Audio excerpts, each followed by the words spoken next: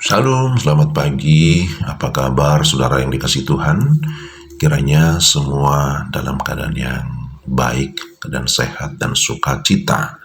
Saya ingin membagikan satu bagian firman Tuhan dari Lukas 18 ayat 9 sampai 14. Dan kepada beberapa orang yang menganggap dirinya benar dan memandang rendah semua orang lain, Yesus mengatakan perumpamaan ini. Ada dua orang pergi ke bait Allah untuk berdoa.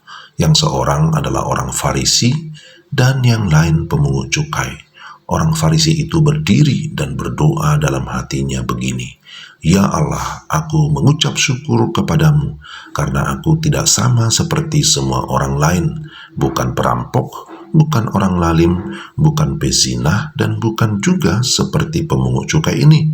Aku berpuasa 2 kali seminggu, aku memberikan 1/10 dari segala penghasilanku." Tetapi pemungut cukai itu berdiri jauh-jauh, bahkan ia tidak berani menengadah ke langit, melainkan ia memukul diri dan berkata, "Ya Allah, kasihanilah aku orang berdosa ini. Aku berkata kepadamu, orang ini pulang ke rumahnya sebagai orang yang dibenarkan Allah, dan orang lain itu tidak, sebab barang siapa meninggikan diri akan direndahkan, dan barang siapa merendahkan diri, ia akan ditinggikan." Demikian firman Tuhan, Lukas 18 ayat 9 sampai 14. Saya beri judul menilai diri dengan benar, atau disebut dengan self-estimate.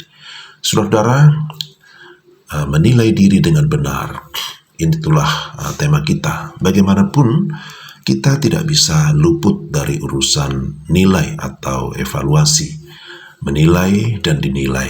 Tetapi apakah nilainya bagus atau tidak, dan bagaimana cara menilai, itu yang menjadi persoalan. Coba kita renungkan sejenak. Saya ini atau kita ini orang Kristen seperti apa? Apakah sudah lahir baru? Sudah dewasa rohani? Bagaimana dengan sifat dan sikap hidupku? Sudahkah memuliakan Tuhan? Apakah antara isi dan casingnya sudah selaras? Atau hanya casingnya yang kelihatan manis dan bagus? Bagaimana seharusnya kita menilai diri kita sebagai orang Kristen? Ada 3 tipe atau kelompok orang yang berkaitan dengan penilaian diri. Pertama, menilai diri secara fisik atau secara material. Orang-orang duniawi atau sekular menilai diri secara fisik atau materi. Penilaian bisa berdasarkan akademis, IQ yang tinggi, dan orang sering membandingkan diri dengan orang lain, bahwa orang itu IQ-nya rendah, IQ-nya jongkok, dan lain sebagainya. Ada yang menilai diri berdasarkan prestasi kerja. Saya sudah menjadi sesuatu, I am something. Kamu siapa? Bisa berdasarkan kedudukan atau jabatan. Bisa berdasarkan etnis atau kesukuan, pribumi, non-pribumi. Bisa berdasarkan kekayaan atau harta. Bisa juga orang menilai diri berdasarkan performnya, ya, ataukah berdasarkan kecantikan, kegantengan, dan lain sebagainya. Seorang bernama Abraham Maslow, psikolog, berpendapat bahwa kebutuhan tertinggi manusia adalah aktualisasi diri. Dia merasa berharga, tetapi ternyata tidak ada kepuasan dengan aktualisasi itu.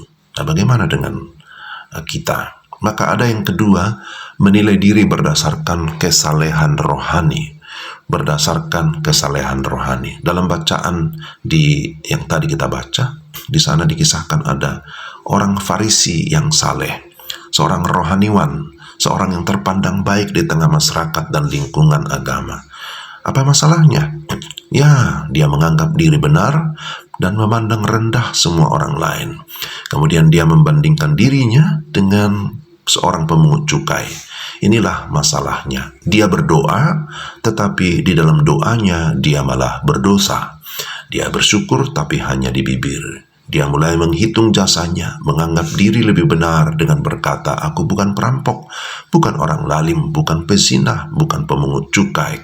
Aku berpuasa 2 kali seminggu, berpuasa Senin Kemis ya, dan memberi persepuluhan. Luar biasa, inilah tipe orang yang berfokus kepada diri sendiri, bukan berfokus kepada Tuhan. Sibuk dengan aktivitas rohani, sibuk dengan kegiatan rohani, tapi tidak berjumpa dengan Tuhan secara pribadi.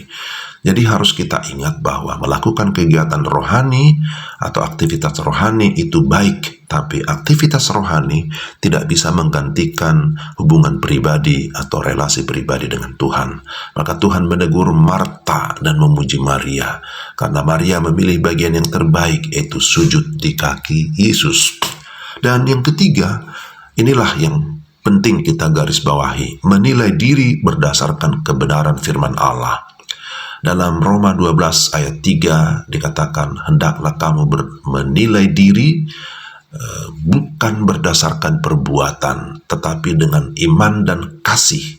Berdasarkan kasih karunia yang dianugerahkan kepadaku, aku berkata kepada setiap orang di antara kamu, janganlah kamu memikirkan hal-hal yang lebih tinggi daripada yang patut kamu pikirkan, tetapi hendaklah kamu berpikir begitu rupa, sehingga kamu menguasai diri menurut ukuran iman yang dikaruniakan Allah kepada kaum masing-masing. Jadi, berbeda dengan orang Farisi, pemungut cukai yang sadar akan keberdosaannya, sadar kelemahannya. Dia berdiri jauh-jauh, tidak berani menengadah ke langit dan memukul diri. Dia merasa diri tidak layak di hadapan Tuhan. Dia berkata, kasihanilah aku yang berdosa ini. Dia berfokus kepada Tuhan, sumber segala pengasihan. Dia sadar bahwa tanpa Tuhan, hidupnya tidak bernilai apa-apa.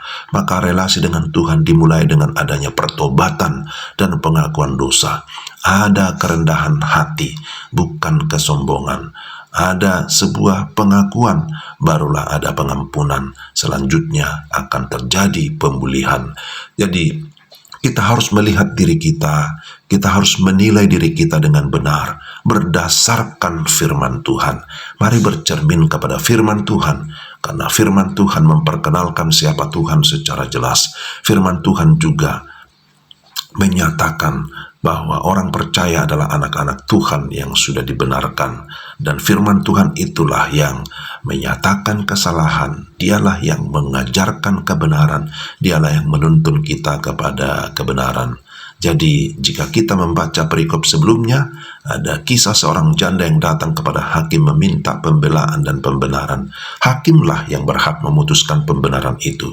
Demikian juga yang ada dalam perikop yang kita baca, bahwa dikatakan ayat 14, Allah membenarkan orang itu. Orang siapa? Orang yang sudah mengakui dosanya, yang bertobat dan datang kepada Tuhan, itulah yang mengalami pembenaran.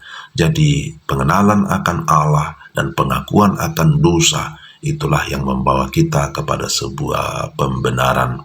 Kiranya firman Tuhan ini boleh menolong kita untuk kita dapat menilai diri secara benar berdasarkan kebenaran firman Tuhan. Kiranya Tuhan ditinggikan dan dimuliakan dan kita diberkati oleh Tuhan.